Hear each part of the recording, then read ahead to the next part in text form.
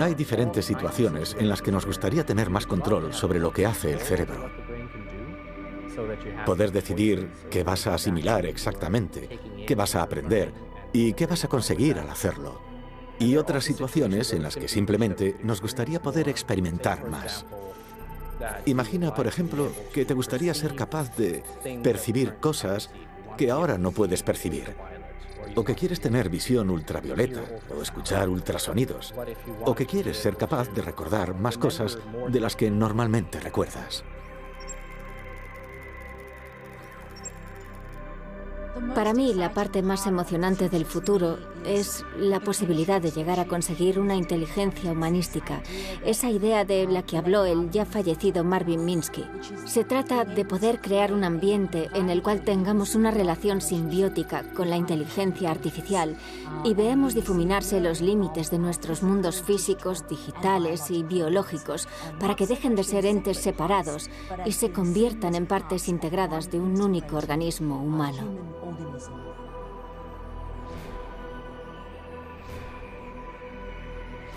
Probablemente será posible leer lo que está dentro del cerebro de una persona y entender qué hay ahí, traduciéndolo a algo que sea comprensible y quizás incluso transmitírselo a alguien, enseñárselo. Cuando tomamos una decisión, tenemos la impresión de ser nosotros quienes la tomamos y de que lo hacemos porque queremos hacerlo.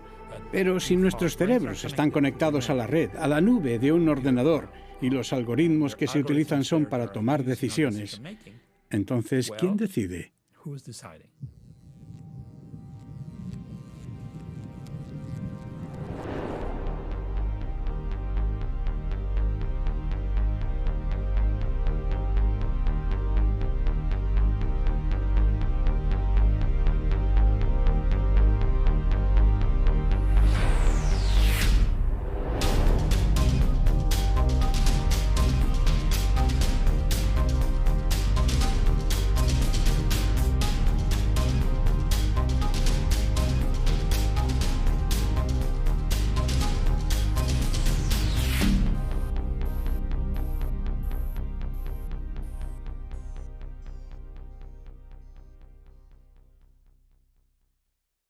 Sentimos curiosidad por entender quiénes somos y por qué pensamos como pensamos. ¿Cuál es la razón de nuestros pensamientos, nuestros recuerdos, nuestra imaginación, nuestros sentimientos?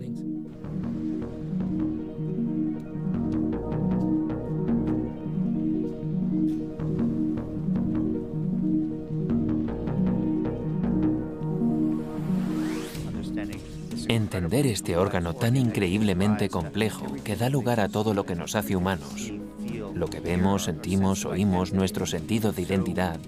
Y por eso, dada la gran complejidad del cerebro, con 100.000 millones de neuronas y cientos de billones de conexiones trabajando en una red dinámica que cambia constantemente, simplemente es un sistema realmente complicado para estudiarlo desde un punto de vista científico.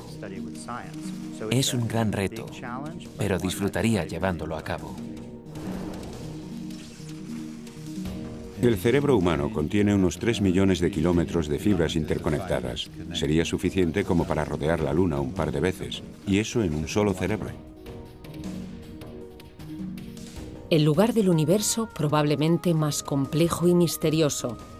El lugar de donde surgen emociones, pensamientos y recuerdos.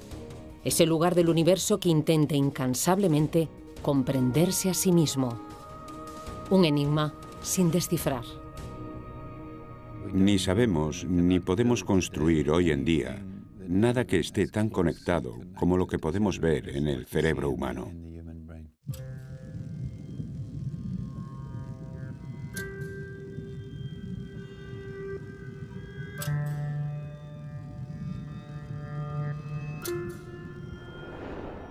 Hay una hipótesis que sugiere que lo que nuestros cerebros están haciendo es generar una realidad virtual, un modelo del mundo que se ejecuta en nuestra cabeza continuamente.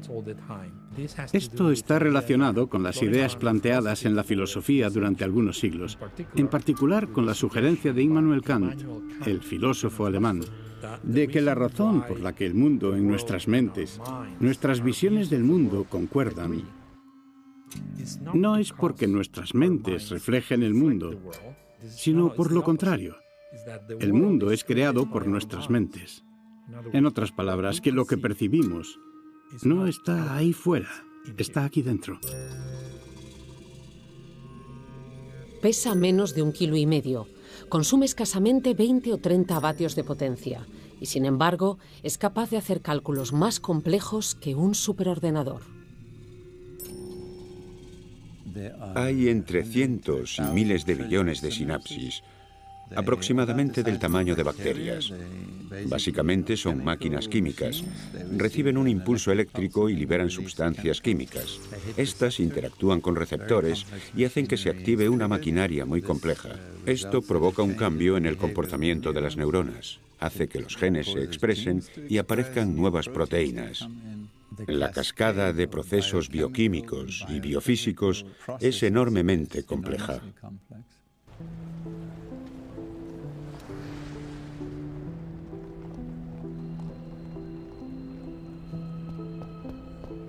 Para describir cómo funcionan las redes de células, yo diría que imaginemos que estableces llamadas telefónicas con 10.000 personas al mismo tiempo.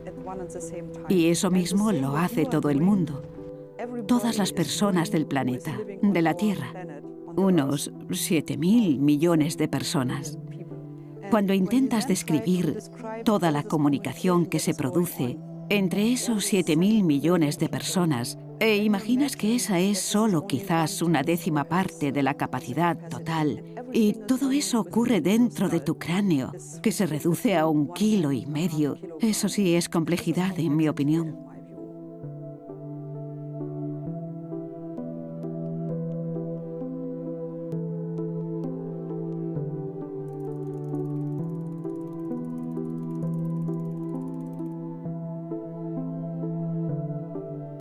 A pesar de los 100 años de vida de la neurociencia, aún no entendemos cómo trabaja el cerebro.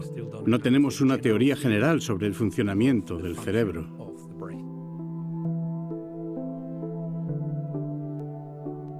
La primera razón por la que es imprescindible entender cómo trabaja el cerebro se relaciona con nuestra propia definición como seres humanos. Somos una especie mental. Estamos definidos por nuestras mentes, no por nuestros cuerpos. Así que somos una variedad animal muy singular y no entendemos el órgano que genera nuestras mentes. Cuando entendamos cómo trabaja el cerebro, seremos capaces de comprender cómo es nuestra mente desde el interior y nos entenderemos a nosotros mismos por primera vez.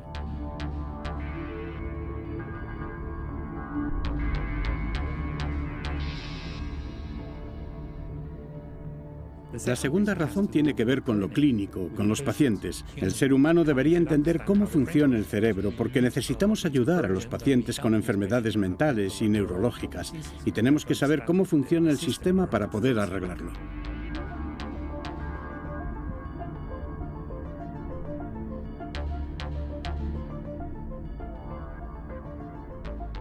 Se estima que posiblemente 1 de cada 2 o 1 de cada 3 personas en Europa tiene algún tipo de trastorno relacionado con el cerebro.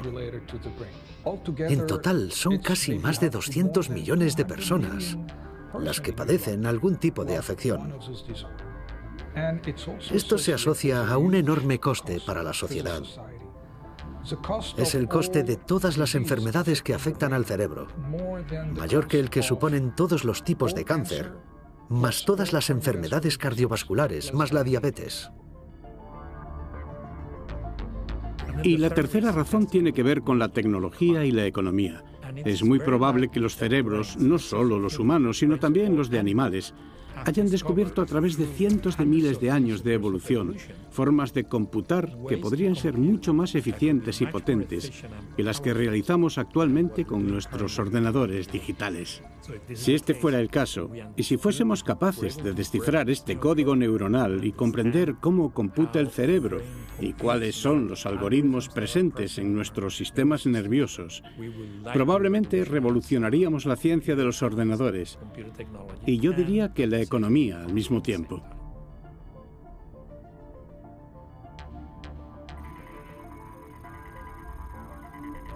El santo grial para esto sería crear una relación mucho más simbiótica con la inteligencia artificial. Como podemos ver hoy en día, la inteligencia artificial avanza a pasos agigantados, ofreciéndonos miles de nuevas formas de ser más productivos y eficientes, de cómo dirigir nuestros asuntos y cómo manejarnos en nuestra vida diaria. Con la introducción de más dispositivos que realmente entiendan al ser humano y analizando cómo los humanos optimizan sus propias funciones, seremos capaces de crear un tipo diferente de inteligencia, lo que yo llamaría inteligencia humanística. La distinción entre el mundo biológico, el físico y el digital simplemente se difuminaría y estaríamos completamente integrados a todos estos niveles. Comprender en profundidad la mente humana podría brindarnos respuesta a algunas de las más grandes cuestiones filosóficas, como qué es la consciencia o si existe o no el libre albedrío. Conceptos como el yo, la culpa e incluso la realidad podrían cambiar para siempre. Estamos abriendo la puerta a un mundo en el que nos comunicaremos con un ordenador directamente a través del pensamiento.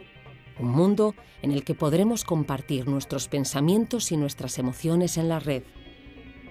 Podemos visualizar un futuro en el que sea posible leer los pensamientos de otra persona e incluso manipularlos.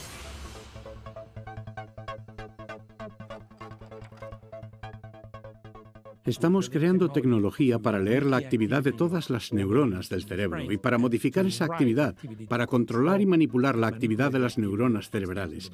Estas tecnologías son necesarias para que podamos ser capaces de curar pacientes humanos.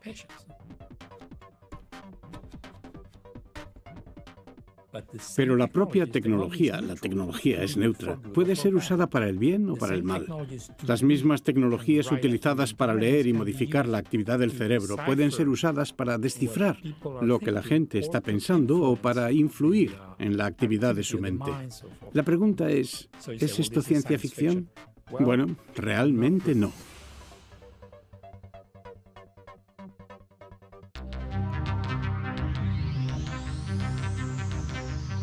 A mediados de los años 90, última década del siglo XX y del segundo milenio, se desencadenaba una auténtica revolución en el mundo de la neurociencia.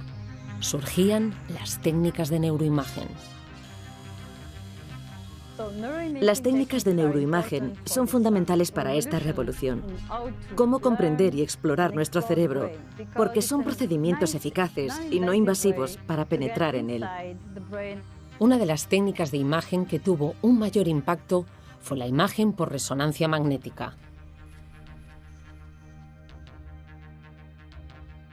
Por primera vez pudimos ver el funcionamiento interno del cerebro mientras experimentaba sensaciones y emociones.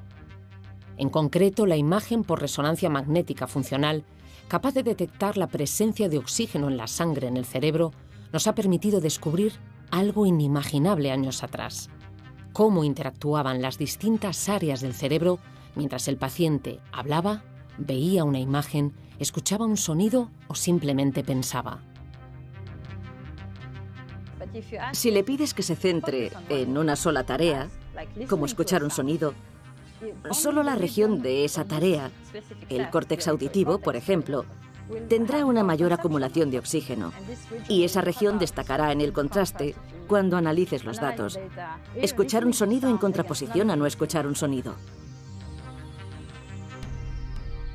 La razón por la que no entendemos cómo funciona el cerebro no es su complejidad, sino el hecho de carecer de métodos para estudiarlo con suficiente detalle. Intentar entender un sistema tan complejo como el cerebro, con miles de millones de neuronas, analizando una sola neurona, es como intentar ver una película en una pantalla de televisión que tiene 1 millón de píxeles mirando a un solo píxel. No importa cuánto tiempo estudies un simple píxel o una sola neurona, te perderías las figuras de la pantalla y las siluetas de las imágenes, porque son una propiedad emergente de las correlaciones en el espacio y el tiempo entre los píxeles individuales.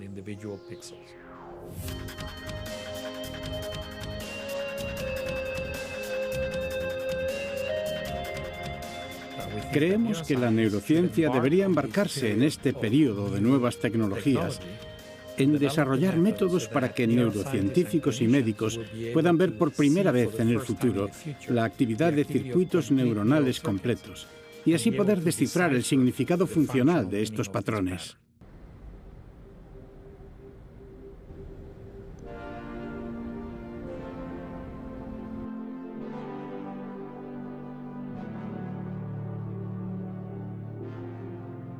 ¿Cómo se puede medir la actividad de todas y cada una de las neuronas en el cerebro al mismo tiempo? Los métodos que la mayoría de nosotros usamos son métodos ópticos. Usamos luz porque la luz puede penetrar el tejido de forma no invasiva. En particular, el método en el que soy pionero se llama imagen de calcio y lo utilizamos por primera vez para medir la actividad de los circuitos neuronales. Cada vez que se dispara una neurona, cada vez que se activa, el calcio entra en ella. Esto significa que si tienes unos pocos indicadores de calcio, cierta cantidad de moléculas fluorescentes en todas las neuronas, puedes ver directamente cuál se dispara, cuál se activa dentro de todo el grupo al mismo tiempo, porque ves en la fluorescencia los cambios que suceden en diferentes neuronas en distintos momentos. Gracias a las técnicas de neuroimagen, hemos aprendido más sobre el cerebro en los últimos 15 años que en toda la historia de la humanidad. Los avances realizados permiten pensar que en un futuro cercano seamos capaces de curar lesiones neurológicas o enfermedades como el Parkinson, el Alzheimer, la depresión o la esquizofrenia. Creo que la revolución que estamos experimentando ahora es, ante todo, el nacimiento y el éxito de la neurociencia humana. Campos como la neurociencia cognitiva, donde usamos imágenes funcionales del cerebro y la estimulación cerebral no invasiva para estudiar el funcionamiento del cerebro humano. Ahí está el primer paso.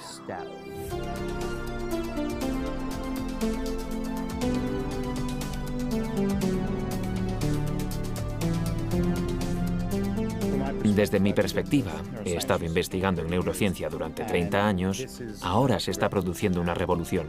En este momento la neurociencia empieza a tener una presencia directa en la vida de las personas, y eso es lo que necesitamos para tener una revolución, pasar del laboratorio al mundo real.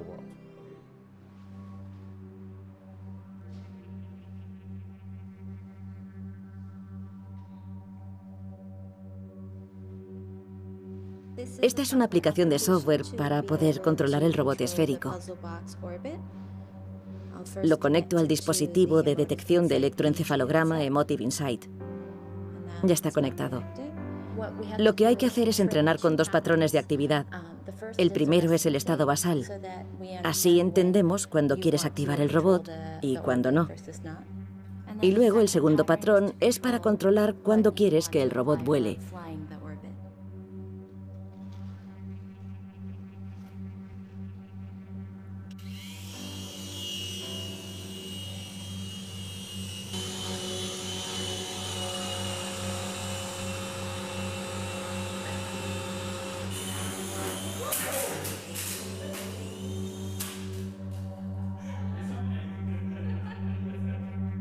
El salto del laboratorio al mundo real podemos verlo ya materializado en el perfeccionamiento de lo que hace unos pocos años pertenecía al terreno de la ciencia ficción, la asociación cerebro-ordenador. Las llamadas interfaces cerebro-ordenador vinieron a apuntalar los cimientos de esta revolución en el mundo de la neurociencia. Una interfaz cerebro-ordenador es algo que establece una conexión entre el proceso que se realiza dentro de tu cerebro y una máquina o algún otro dispositivo. Las interfaces cerebro-ordenador se pueden agrupar como un conjunto de tecnologías que pueden actuar tanto desde la perspectiva del hardware como del software, capaces de decodificar, procesar y activar las interacciones entre humanos y máquinas, decodificando el cerebro, por supuesto. La definición básica sería una plataforma que nos pueda ayudar a interactuar desde el cerebro al mundo.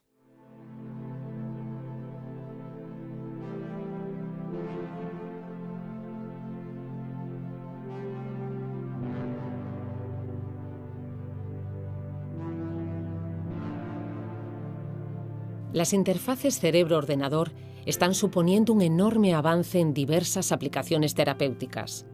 Hasta el momento, una de sus principales aplicaciones prácticas es el tratamiento de diferentes patologías asociadas a parálisis. En Ginebra, Suiza, en la Escuela Politécnica de Lausanne, el doctor José Millán lleva años trabajando en un ambicioso proyecto basado en el desarrollo de una interfaz cerebro-ordenador que permita a personas paralíticas controlar con la mente un exoesqueleto robótico, gracias al que puedan caminar de nuevo o mover una mano. Los pacientes llevan un casco de electrodos que detecta su actividad eléctrica cerebral. Lo que le pedimos a la gente que haga al principio, porque necesitan un entrenamiento para adquirir la capacidad de modular voluntariamente sus señales cerebrales, es que imaginen los movimientos que quieren conseguir. Esto requiere algún tiempo, porque no es fácil hacerlo. Nuestros algoritmos son capaces de descubrir cuáles son las áreas específicas que activan y desactivan y a qué frecuencia sucede esto. Esta información es procesada por nuestros algoritmos de aprendizaje automático que construirán el modelo del decodificador que diferenciará una apertura o un cierre de la mano, un paso a la derecha o a la izquierda y así sucesivamente. Durante este entrenamiento, la gente al principio necesita imaginar el movimiento de su propio cuerpo. Y en muchos casos, después de este entrenamiento, y debido al hecho de haber imaginado el movimiento de su cuerpo, este es ejecutado por el exoesqueleto. Dejan de tener la necesidad de pensar en su propio cuerpo. Piensan en función del exoesqueleto, porque este ya se ha integrado de alguna manera en el esquema corporal que tenemos en nuestro cerebro. Las posibilidades que esta tecnología está ofreciendo han llegado al punto de permitir que un tetrapléjico sea capaz de conducir un coche de Fórmula 1 tan solo con su mente. Rodrigo Hübner se convertía en 2017 en la primera persona del mundo en realizar esta hazaña.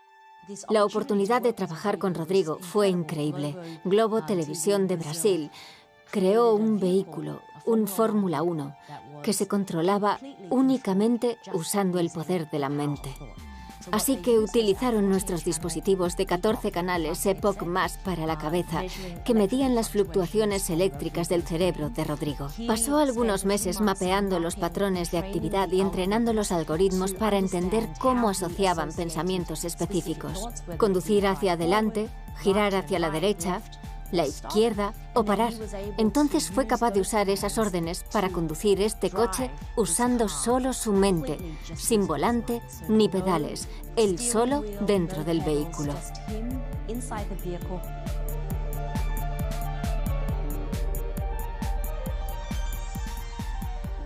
Ocurrió por casualidad que Lewis Hamilton, el actual campeón de Fórmula 1, estuviera en el mismo lugar que Rodrigo, en los Estados Unidos.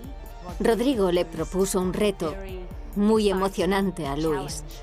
¿Te gustaría correr contra mí? Sorprendentemente, Lewis aceptó el reto. No estoy segura de cuándo será posible verlos practicando, pero sé que Rodrigo está muy emocionado por la oportunidad de correr contra el campeón actual usando tan solo su mente.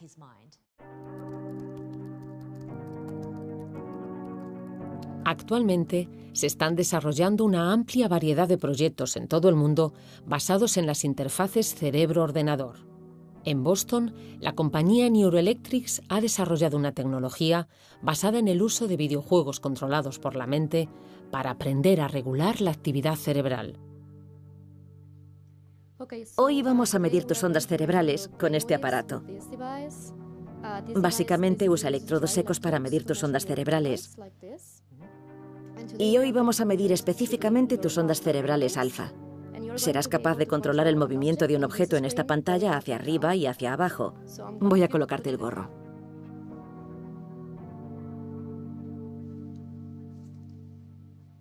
En primer lugar, vamos a medir la actividad basal, el punto de referencia de tus ondas cerebrales, el nivel en el que está tu cerebro ahora mismo.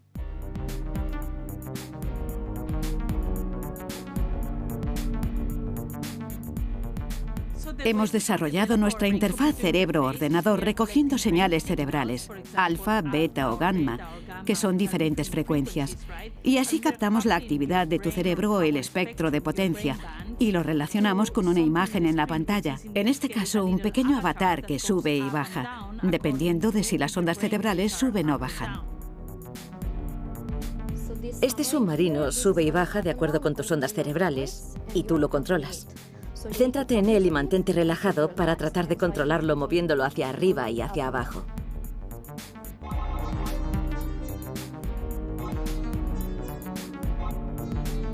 Los videojuegos controlados por la mente están demostrando ser un tratamiento eficaz para enfermedades como la depresión o el síndrome de hiperactividad infantil. En Neuroscape, una empresa neurotecnológica con sede en San Francisco, están empleando este tipo de videojuegos controlados por la mente para usos terapéuticos.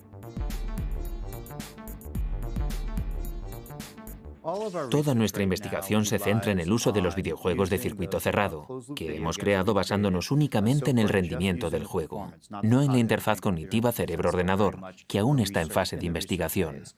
Aplicamos estos tratamientos de videojuegos para ver si pueden mejorar las habilidades de atención muchos grupos de pacientes diferentes, incluyendo TDAH, trastorno por déficit de atención e hiperactividad, desorden de estrés postraumático, lesión traumática del cerebro, depresión y autismo. Hemos desarrollado estos videojuegos de circuito cerrado, que registran tu rendimiento y usan los datos para retarte de una forma personalizada. Si es demasiado difícil, lo simplifica. Si es demasiado fácil, lo hace más complejo. Lo sitúa en el punto intermedio de comodidad. La mecánica del juego se enfoca en diferentes redes neurales que intentamos mejorar. Podría ser un tratamiento factible, igual que hoy se usan estimulantes para mejorar la atención en niños que sufren TDAH.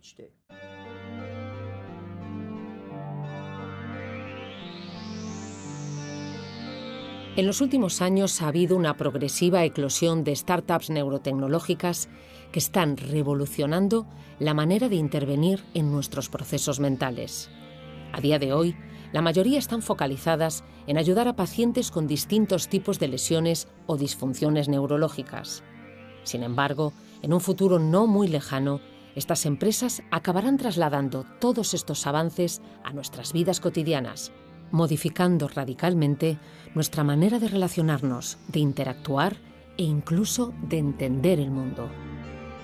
Invertir en nuevas neurotecnologías a día de hoy podría ser la mejor forma de generar en un futuro una revolución económica, la cual, en lugar de ser biotecnológica, como en el caso del proyecto del genoma humano, sería neurotecnológica. Esto es algo que acaba de empezar. El año pasado, Elon Musk creó una empresa de neurotecnología, Neuralink. Brian Johnson, otro millonario, ha creado una empresa similar llamada Kernel. Así que empezamos a tener nuevas empresas basadas en la promesa de que estas nuevas neurotecnologías causarán una revolución económica.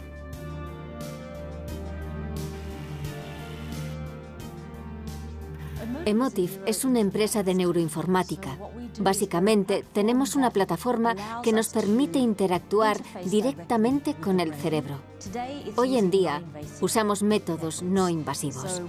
Comenzamos haciendo un registro sensorial, para lo que medimos la actividad del cerebro a través de sus señales eléctricas y luego las esquematizamos para controlar e influir en el ambiente que nos rodea.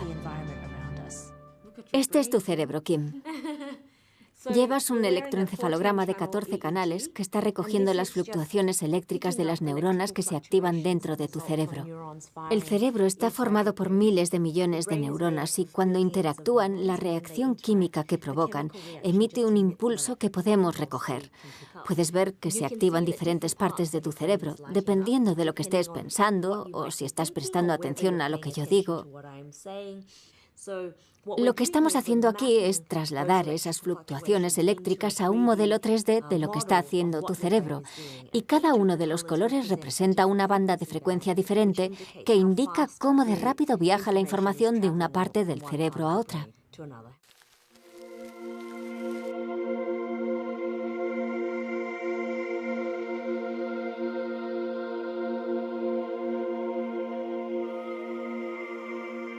En Lausanne, Suiza, en el centro de Europa, está la sede central de MindMaze, una de las empresas de neurotecnología más grandes del mundo. Nuestros objetivos principales se centran en transformar las industrias de la atención sanitaria para mejorar la calidad de vida después de una lesión neurológica, pero también en ser capaces de ayudar a individuos sanos a través de la mejora de la capacidad del cerebro para aprender, jugar, interactuar y entretener. Una de esas tecnologías concebidas para ayudar a la rehabilitación de los pacientes que han sufrido un ictus cerebral es MindMotion Pro. Es el primer dispositivo que un paciente con un derrame cerebral o con una lesión cerebral ve después del trastorno, al principio cuando necesita recuperarse. Es uno de los primeros dispositivos con los que pueden comenzar a entrenar tanto el cerebro como el cuerpo. Se trata de neuroplasticidad, de engañar al cerebro.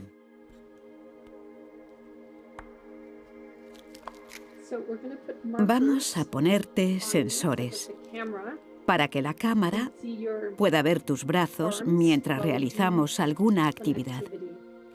Es bastante intuitivo. Solo tendrás que mover tu mano hasta el botón de inicio. Y de la misma forma, si el movimiento es en la dirección errónea, tendrás que buscar cómo corregirlo. Digamos que alguien sufre un ictus y no puede mover el brazo izquierdo, pero sí el derecho. La cámara del MindMotion Pro monitoriza la mano derecha y pone un avatar en la parte izquierda. Entonces, el cerebro dice, está pasando algo ahí, debería intentarlo más, y activa los circuitos que utilizó para activar esa mano. Y lentamente se acelera la recuperación. La última y más ambiciosa propuesta de MindMaze, el CogniChip, va un paso más allá y funde la neurotecnología con la inteligencia artificial.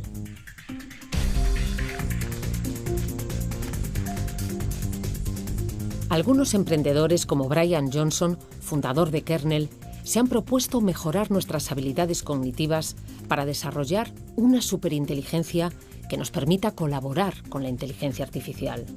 Sería una manera de reducir el riesgo de que el ser humano llegue a ser irrelevante ante el imparable avance de la inteligencia artificial.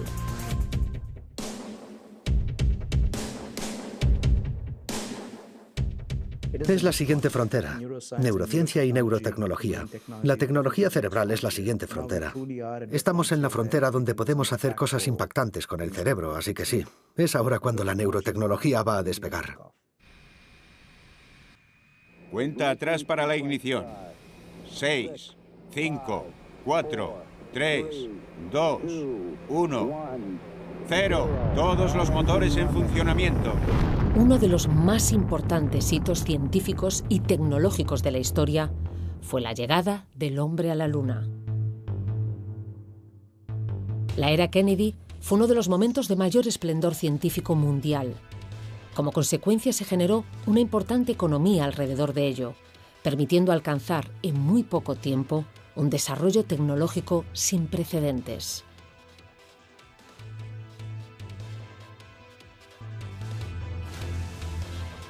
Las ideas son lo que potencia nuestra economía. Innovamos mejor que nadie. Y eso hace que nuestra economía sea más fuerte. Estábamos en contacto con el Departamento de la Casa Blanca para Políticas de Ciencia y Tecnología. Nos expresaron su interés en la búsqueda de grandes retos para el gobierno de los Estados Unidos en diferentes áreas de la ciencia, que pudiesen ser del estilo, por ejemplo, del aterrizaje del Apolo en la Luna. Un gran proyecto que realmente le permitiera a toda la nación respaldar algo que tuviera un gran impacto en la ciencia.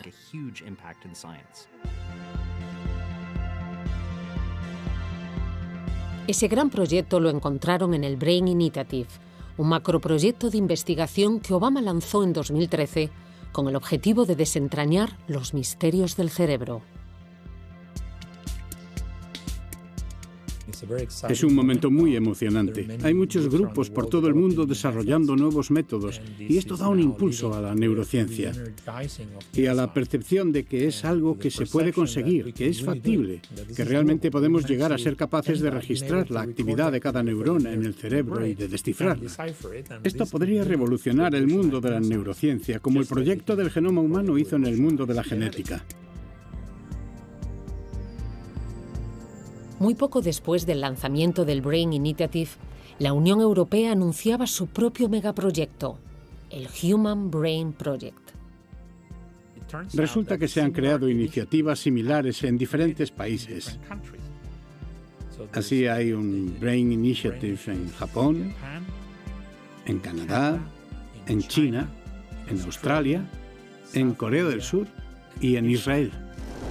El desarrollo de todos estos proyectos podría cambiar el panorama de la investigación del cerebro y llevar a la humanidad a un avance sin precedentes. Esto es muy apasionante. Está sucediendo ahora y espero que contribuya a la capacidad de generar conocimiento y de transmitir este conocimiento a todos, a diferentes países, de manera que nadie se quede atrás y que todos formemos parte de este momento tan emocionante de la historia. Hemos iniciado el camino hacia un nuevo mundo en el que un conocimiento más profundo del cerebro transformará radicalmente nuestra condición humana.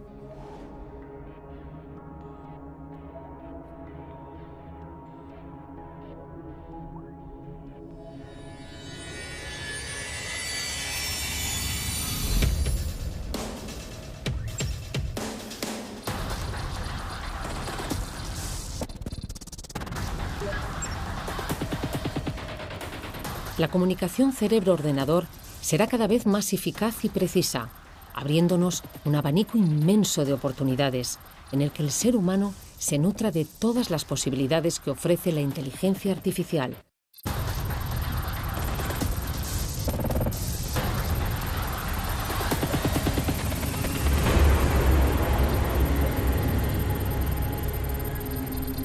Con la introducción de más dispositivos que realmente entiendan el cerebro y cómo los humanos optimizan su propio rendimiento, tendremos una manera de crear un tipo diferente de inteligencia. La llamaría inteligencia humanística.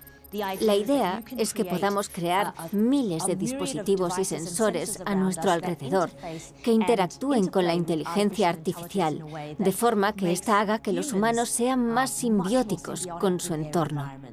Por lo que la distinción entre el mundo biológico, el físico y el digital simplemente se difuminaría y estaríamos completamente integrados a todos estos niveles. Así, cuando te sientas confuso, tu inteligencia artificial lo reconocerá y te consultará órdenes. Si percibe que estás fatigado, lanzará la orden de preparar el café o un mensaje a tu móvil que te recuerde salir a estirar las piernas. Estarás integrado con tu entorno y el entorno se convertirá en una extensión de tu cerebro. Yo creo que ese es el tipo de inteligencia humanística hacia la que nos dirigimos en el futuro.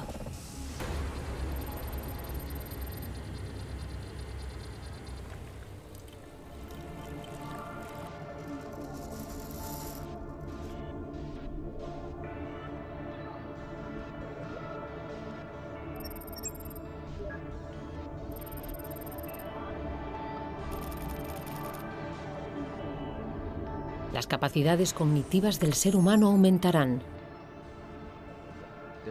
Hay experimentos de compañeros, como Roy Cohen-Kadosh, que han demostrado que puedes mejorar las habilidades numéricas en niños que tienen discalculia, personas que tienen dificultades con aritmética. En mi opinión, la mejora a través de implantes y otros elementos definitivamente será posible.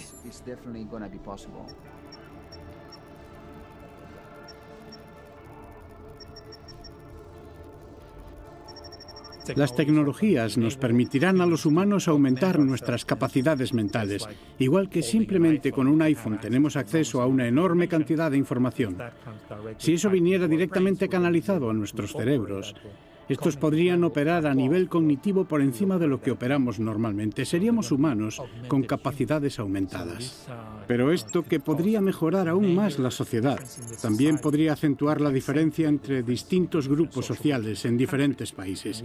Tenemos que asegurarnos de que haya un acceso equitativo a todo eso, que haya un principio de equidad, que funcione en la aplicación de estas nuevas neurotecnologías y algoritmos de inteligencia artificial.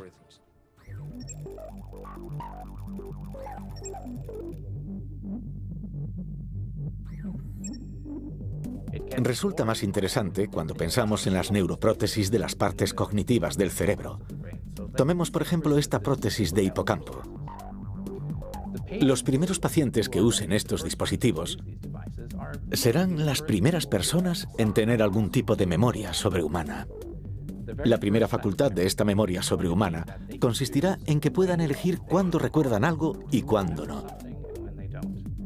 Pueden decir, bueno, la experiencia por la que estaba pasando ayer a las 3 en punto, quiero que sea realzada.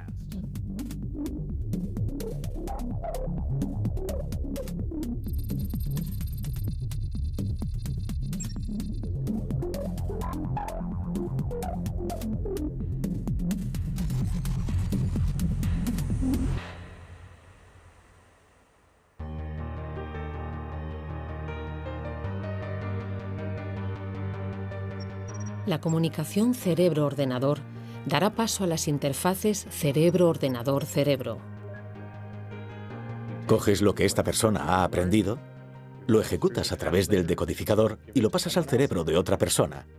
O simplemente quieres poder comunicarte a través de la telepatía. Puedes leer lo que una persona está tratando de decir o lo que está imaginando y tratar de pasarle esas imágenes o esos sonidos a otra persona.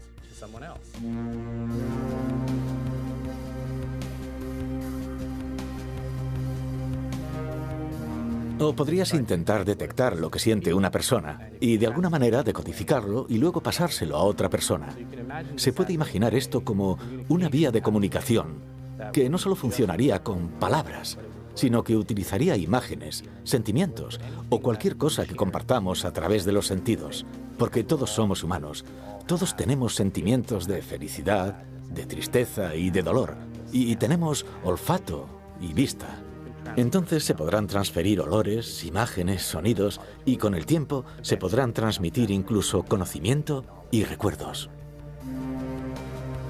La conexión entre cerebros acabará siendo un hecho.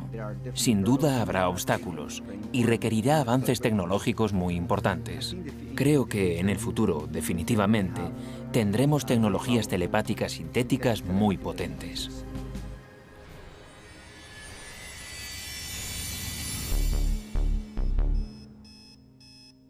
No solo será posible leer los pensamientos de otra persona, sino también manipularlos.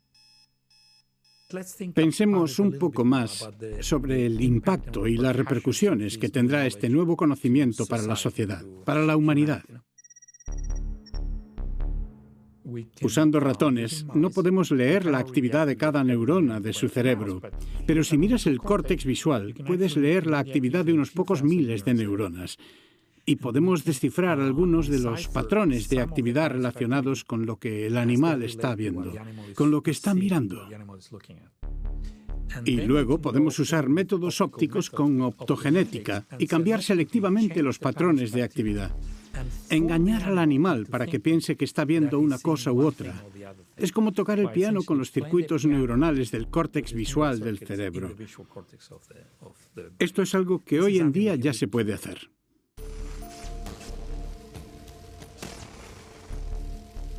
Así que se podría llegar a hacer esto con humanos. No hoy. No tenemos los métodos para controlar, para leer la actividad de muchas neuronas en el cerebro y cambiarla. Pero estos métodos se desarrollarán porque los necesitamos para los pacientes. De hecho, hay un proyecto apoyado por DARPA, por la Fundación de Investigación Militar, para crear un chip electrónico que registre la actividad de 1 millón de neuronas en una persona, en pacientes humanos, y estimular 100.000 neuronas al mismo tiempo.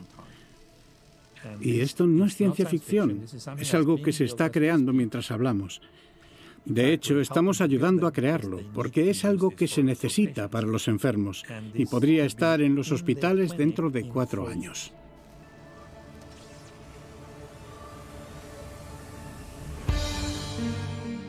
Ante nosotros se abre un mundo en el que tendremos la habilidad de coevolucionar con la inteligencia artificial. Existe incluso la hipótesis de que en un futuro lejano nuestro soporte biológico dejaría de ser necesario. Si todo lo que somos, nuestros pensamientos, nuestros recuerdos, nuestras emociones, nuestro yo, puede ser transmitido a un ordenador, nuestros cuerpos biológicos no serían necesarios. Ahora nos adentramos en un futuro más lejano, con connotaciones de ciencia ficción. Hay un término de ciencia ficción llamado transferencia digital de la mente.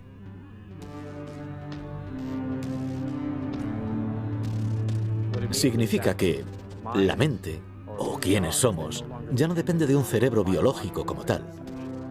Aún sería necesario un cerebro, por supuesto. No existe la posibilidad de que no haya un dispositivo desde donde opere la mente, pero podría ser cualquier tipo de dispositivo. Podría ser uno más adecuado para, por ejemplo, vivir en el espacio, o vivir en otro planeta, o bajo el agua, o algo así.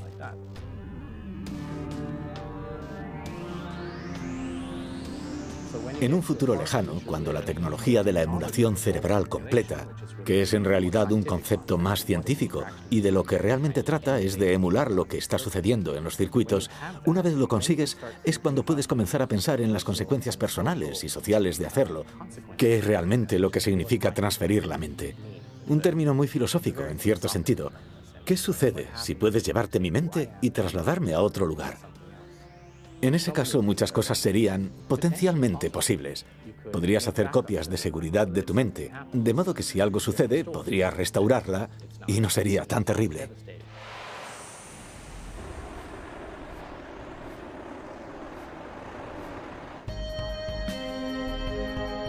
El conocimiento que hemos adquirido en los últimos años nos muestra un mundo de posibilidades hasta hace poco consideradas ciencia ficción. Nos adentramos en un mundo desconocido a gran velocidad. No podemos saber a dónde nos llevará este viaje, pero en nuestra mano está conducirlo bien. Es fundamental tener pautas éticas para el desarrollo de estas tecnologías. Nosotros proponemos agregar a la Declaración Universal de los Derechos Humanos nuevos derechos para proteger a las personas del abuso de las neurotecnologías y la inteligencia artificial. Es lo que nosotros llamamos neuroderechos. Tienen que ver con la protección de la privacidad mental de las personas. Ese sería el primer derecho. No solo la privacidad de datos de nuestro teléfono, sino la privacidad mental, nuestros pensamientos e incluso algo peor, nuestros pensamientos subconscientes, cosas de las que ni siquiera somos conscientes. Estos pensamientos deberían estar protegidos. Sería el derecho humano fundamental, el de la privacidad mental.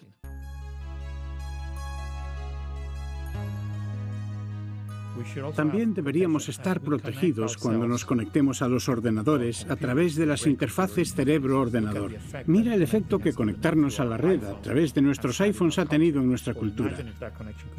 Imagina si esa conexión pudiera ser directa, a través de alguna interfaz inalámbrica no invasiva que podría haber en el futuro.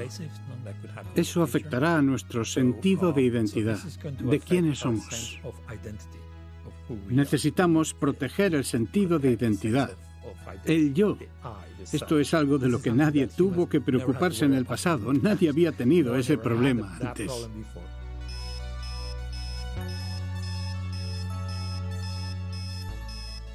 Relacionado con esto está también nuestro sentido de la voluntad, el libre albedrío. Podría ser que alguien lo quisiera alterar. Ese es otro derecho fundamental que debe protegerse.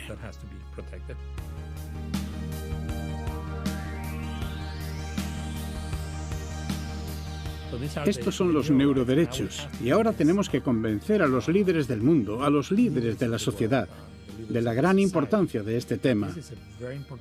Estamos discutiendo el futuro de nuestra sociedad, el futuro de la humanidad, y tenemos que asegurarnos de que estas tecnologías, que son tan poderosas y pueden ser tan beneficiosas, no solo en pacientes, sino en general, ya que por fin vamos a ser capaces de entender quiénes somos. Es como un nuevo renacimiento, de que estas tecnologías no se usen contra nosotros. Tenemos que estar atentos y establecer un marco ético para que esto no suceda.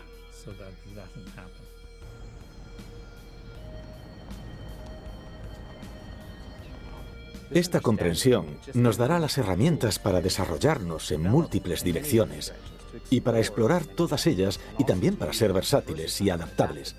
De modo que tal vez la especie humana tenga un futuro a largo plazo. No el tipo de futuro que funcione por un tiempo, pero luego se acabe porque no estemos suficientemente bien adaptados, sino un futuro muy a largo plazo. Eso es lo que espero, que esto conduzca finalmente hacia eso. Espero que nos brinde las herramientas para tener básicamente lo que podríamos llamar otra explosión cámbrica, donde nuevas especies se desarrollan en todo tipo de direcciones. Pero esta vez somos nosotros. Es la especie humana quien decide que queremos probar esta dirección, intentar esa otra dirección y así.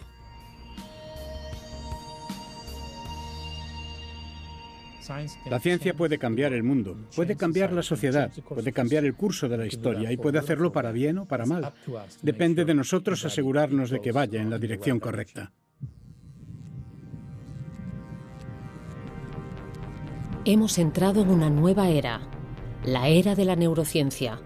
Una era en la que nuestra forma de vivir y sentir el mundo cambiará por completo.